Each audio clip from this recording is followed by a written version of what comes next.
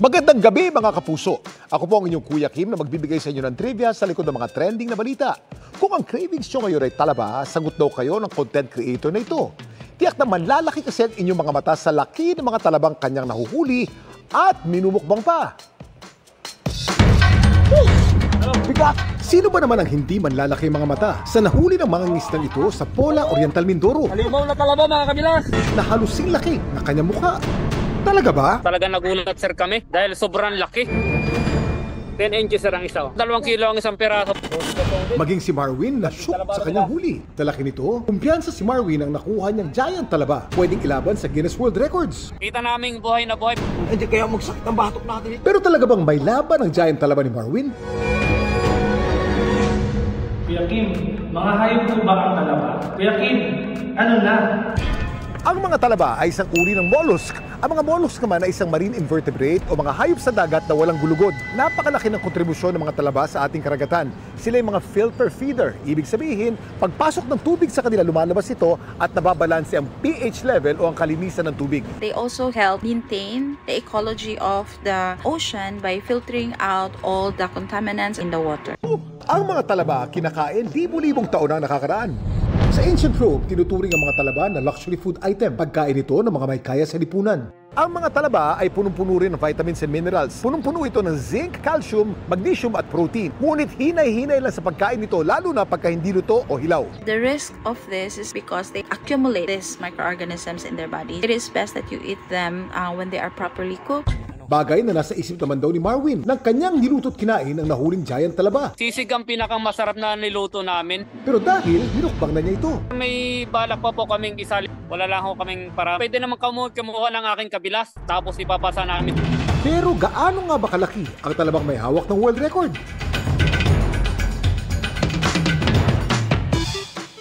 Ang may hawak ng Guinness World Record para sa pinakamalaking talaba o oyster ay ang Pacific Oyster o Crassostrea gigas na nakuha sa Denmark. May haba itong 13.97 inches at lapad na 4.21 inches. Merong 5 iba pang talabang nakadikit dito. Sumatotal, tuwitimbang ito ng 1.62 kilos. Samantala, para malaman ang trivia sa likod ng viral na balita, i-tweet o i-comment lang #Kuya Kim. Ano na? Laging tandaan, kimportante ang may alam. Ako po si Kuya Kim at sagot ko kayo 24 oras. Agad nang isasailalim sa autopsy ang lahat ng masasawing nakakulong sa bilibid ayon sa Justice Department. Sa pagsusuri ng isang forensic pathologist, marami sa mahigit 4,000 nasawing preso mula 2020 ang may tuberculosis o TB. Nakatutok si Salima Reflan. Ang kalunos-unos na sitwasyon kaugnay ng mga naipong labi ng mga nasawing inmate ng bilibid noong pandemya na natuklasang patong-patong sa isang punerarya ayaw nang maulit pa ng Department of Justice at Bureau of Corrections. Kaya simula ngayon, lahat ng nakakulong sa bilibid na mamamatay, imbes na dalhin sa punerarya ay agad nang isasailalim sa autopsy sa UP Manila. It is therefore the obligation of the state to ensure that these deaths are prevented or otherwise identify any wrongdoing or malfeasance that may have occurred and see to it that justice is served. Susuporta naman ang United Nations Office on Drugs and Crime sa pamamagitan ng gamit, kasanayan at teknolohiya. This project is designed to bring the resources available from a forensic perspective that are needed in the Philippines. Ayon sa Bucor, mula 2020, mahigit 4,000 nang namatay na PDL sa buong bansa. Sinimulan na ang autopsy at nakababahala ang natuklasan ng UP Manila. Hindi lang foul play ang hinahanap natin. Are there preventable deaths among these? We are seeing a lot of tuberculosis, and that's very telling in jail. If there is tuberculosis among the PDLs, your workers are just as exposed. And we're seeing malignancies. And it's awful because they are late-stage malignancies. Umiiral na rin ang bagong rules ng Department of Justice National Prosecution Service patungkol sa preliminary investigation at inquest proceedings matapos nilagdaan kahapon. Di na pwedeng magsampa ng kaso dahil lang may probable cause o sapat na basehan na paniwalaang may naganap na krimen. Dapat Nasinsin na ang mga reklamo sa piskalya pa lang at isasampa lamang sa korte kung may reasonable certainty of conviction o may sapat na ebidensya para ipanalo ang kaso at mapanagot ang may sala. Mas pinaigting rin ang ugnayan ng law enforcement agencies at ng prosekusyon sa Department Circular 20 kung saan kasama na sa mga piling operasyon ng mga piskal para siguruhing tama ang pangangalap ng ebidensya at mas mapapalakas ang mga kaso. Mula umano ng sinubukan ng case build-up scheme sa nakaraang taon ay pumalo sa 93% ang conviction rate. Para sa GMA Integrated News, Salima Refran, nakatutok 24 oras. 3 ang natagpuang patay sa loob ng isang hotel sa Tagaytay City. Kabilang ang isang Australian at asawang Pinay. Ang mga biktima nakagapos umano at nakatape ang bibig. Nakatutok live si Jamie Santos. Jamie.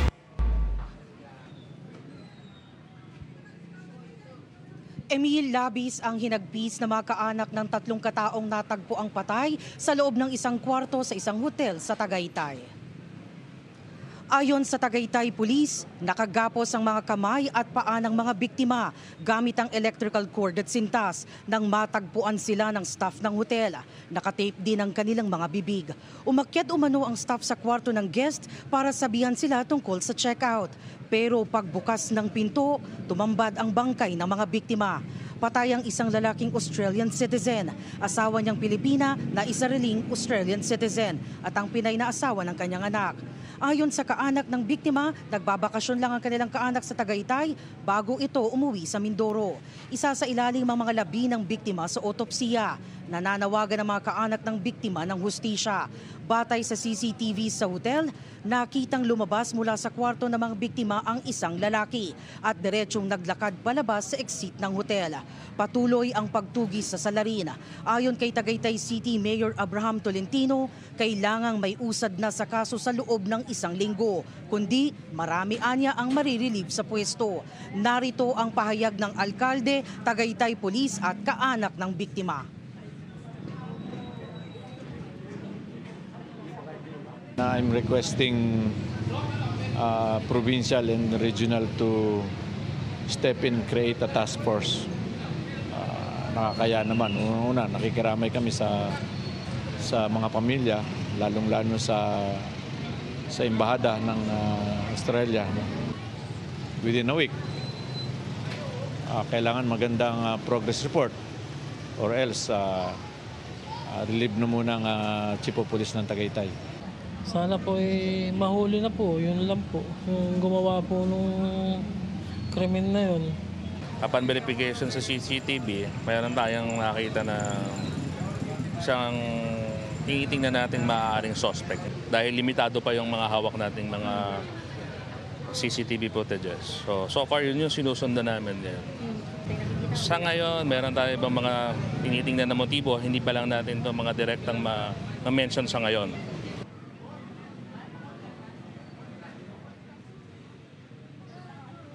Emil, patuloy ang isinasagawang backtracking ng mga pulis para matunton ng suspect. Samantala, matapos ang isinasagawang otopsiya dito nga sa punerarya sa Silang, dadalhin ang labi ng 2 biktima sa Mindoro, habang ang labi ng isang Australian citizen ay kukunin ng Embahada ng Australia. At yan ang latest mula rito sa Silang, Cavite. Balik sa iyo, Emil. Maraming salamat, Jamie Santos. May nakita na ring palutang-lutang na bloke ng shabu sa dagat na sakop ng Claveria, Cagayan. Ayon po sa pulisya, nagpapatrol sila nang makatanggap ng ulat mula sa isang mangingisda na nakakita umano ng bloke ng shabu na nakabalot sa plastik. At nang suriin, nakumpirmang droga ito na nagkakahalaga ng mahigit 6.7 million pesos. May nakasulat din Chinese character sa bloke, kaparehas umano ng mga nakuhang bloke ng shabu sa Burgos, Ilocos Norte nitong Lunes. Nung nakarang buwan naman, umabot sa 80 bloke ng shabu ang natagpuan sa Ilocos Sur.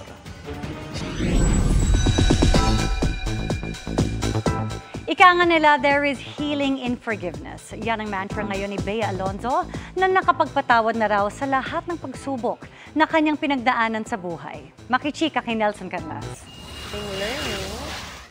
I think I'm more... Sa interview ni Bea Alonzo sa GMA Integrated News nitong June 24, tila nadulas ang aktres sa usapan namin kaugnay sa hiwalayan nila ng ex-fiancé na si Dominic Roque. And people forget no, na ikaw yung nakipag-break eh. Ikaw yung unang naapektuhan eh. Actually, that's false.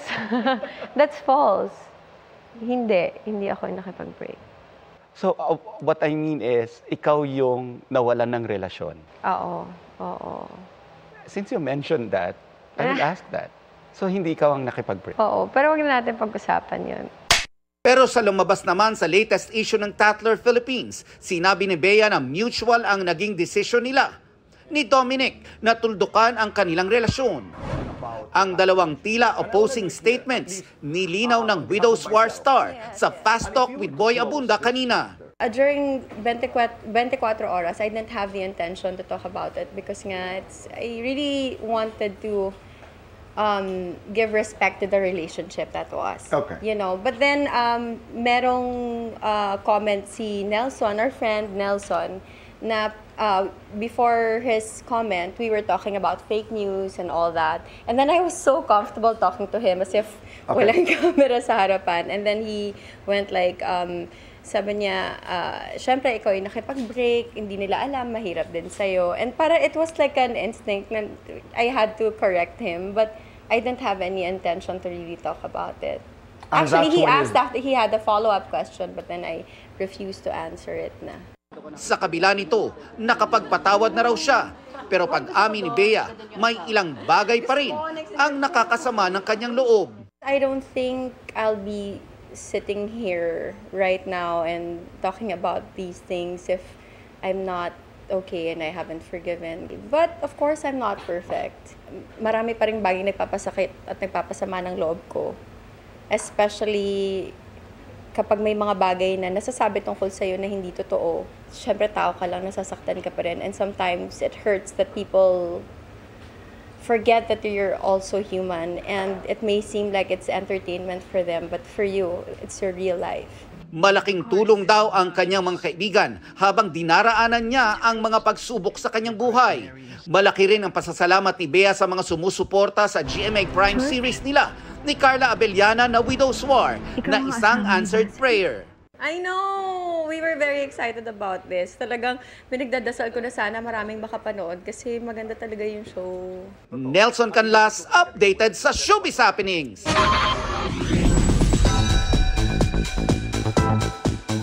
Sparkling smiles ang hatid ng Kapuso at Sparkle Stars sa iba't ibang events sa ilang probinsya. Ang cast ng Black Riders sa pangunguna ni Ruru Madrid naki-food trip pa sa Alaminos, Pangasinan. Yan ang report ni Joan Ponsoy ng GMA Regional TV. Hindi nagpahuli sa kasiyahan ang mga Pangasinense sa ginanap na GMA Regional TV Kapuso Mall Show kasama ang cast ng Black Riders sa Alaminos City, Pangasinan. Hiyawan ang fans nang makita si Kapuso action drama prince Ruru Madrid.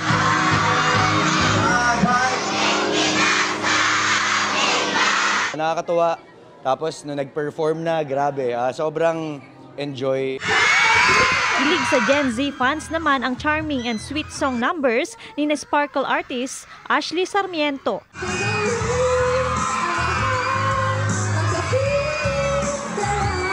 At Marco Masa.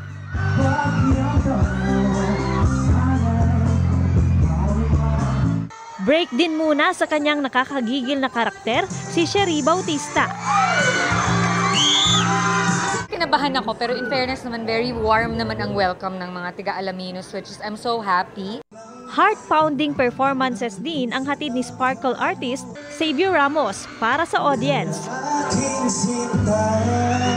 After ng kasiyahan, di rin pinalagpas ng Kapuso Stars na tikman ang mga pagkaing tatak Alaminos. Presenting Alaminos Longganisa at Binungay.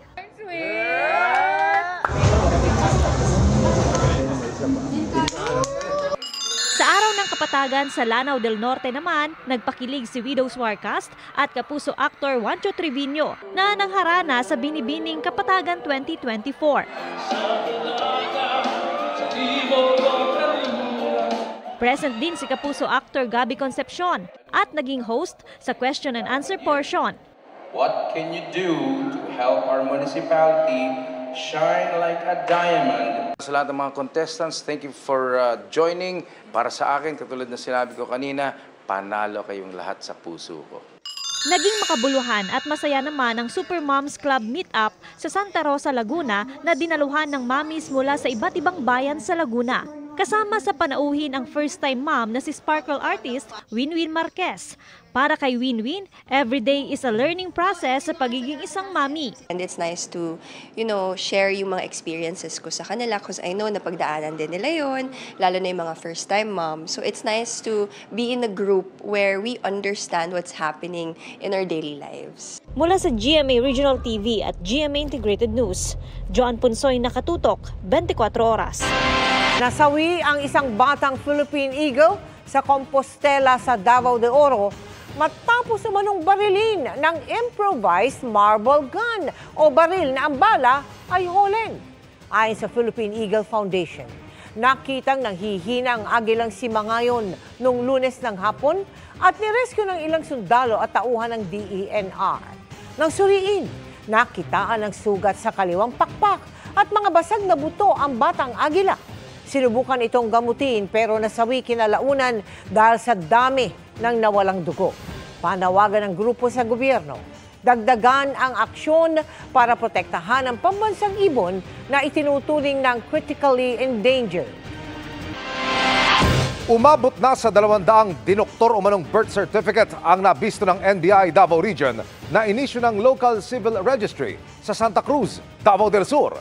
Ang bilang na yan, nangyari umano sa loob lang ng isang taon mula 2018 hanggang 2019. Inisyu raw yan sa lahat ng Chinese nationals at kabilang sa mga nabigyan, ilang nadakip sa mga sinalakay na Pogo Hub sa Metro Manila at ibang rehiyon. Gayun din, si suspended Bamban Mayor Alice Guo. Sinisika pa naming makuha ang panig ng Santa Cruz LGU at kanilang Local Civil Registry. Patuloy naman ang investigasyon. Mga kapuso, 9 days to go bago ang highly anticipated gathering ng brightest stars sa GMA Gala 2024. Pero bago magpasiklab sa red carpet ang inyong paboritong kapuso at sparkle stars, may pa-thank you muna sa kanila ang GMA Network. At nandun live, si Nelson Canlas. Nelson? Bago pa ang inabangang GMA Gala 2024 sa darating na July 20, nagtipon-tipon muna ang ilang kapuso stars para sa isang pre-gala party. Simpleng get-together ang inihanda ng GMA Network para sa mga kapuso at sparkle artists ngayong gabi. Pinangunahan nito ni na GMA Network Incorporated Senior Vice President Attorney Annette Gozon Valdez at Sparkle Vice President Joy Marcelo.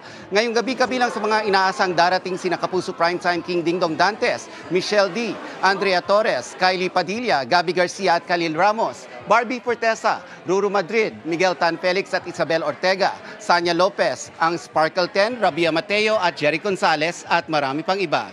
Chill lang ang atmosphere dito sa pre-gala event para makakatch up din ang isa't isa mga kapuso stars habang wala sa kanilang taping.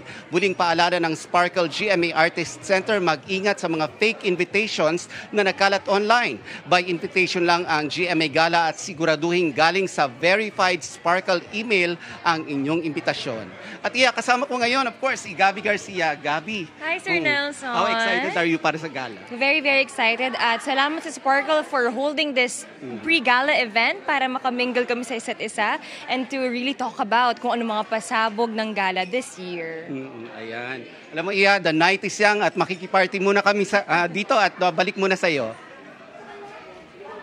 Maraming salamat, Nelson Canlas. Thank you, Iya! Kung complete nature adventure at masasarap na pagkain ang hanap, perfect destination ng Australia. Pero kung nasa bucket list mo pa lang yan sa ngayon, kami na muna ang bahalang mag-tour ng mga pwedeng gawin doon sa loob ng 24 oras. Nakatutok si Chino Gaston.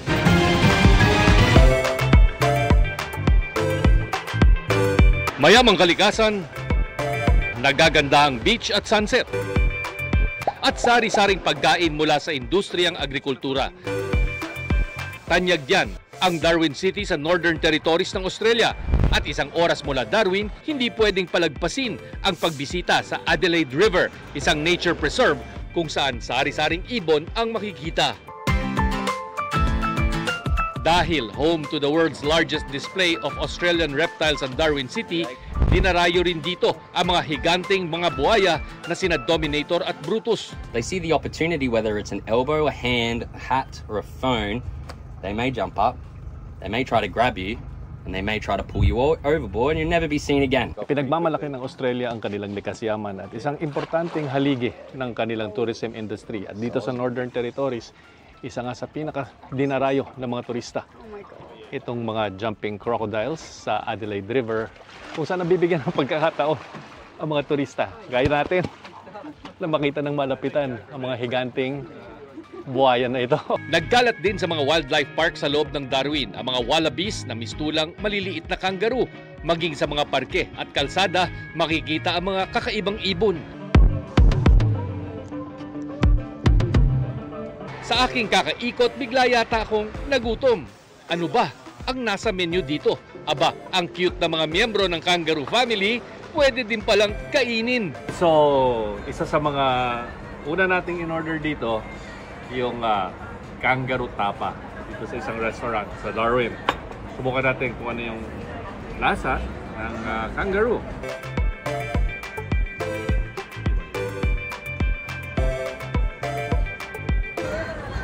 Para siyang lamb at the first bite. But then sa dulo, parang medyo may gamey flavor siya. Hard to describe what it is. Pwede ding magpunta sa Mindel Beach para panoorin ang world-famous sunset ng Darwin at kumain at mag-shopping sa Mindel Market. Sikat dito ang mga lamb at seafood dishes. Pwede ring mamili ng souvenir gaya ng mga boomerang, bush hats at mga aboriginal art o mga likha ng native tribes ng Australia. Mula rito sa Darwin, Australia, para sa GMA Integrated News, Chino Gaston nakatutok, 24 oras. At yan ang mga balita ngayong Huwebes. Ako po si Mel Tiangco. Ako naman po si Vicky Morales para sa mas malaking misyon. Para sa mas malawak na paglilingkod sa bayan, ako po si Emil Sumangil. Mula sa GMA Integrated News, ang News Authority ng Pilipino. Nakatutok kami 24 oras.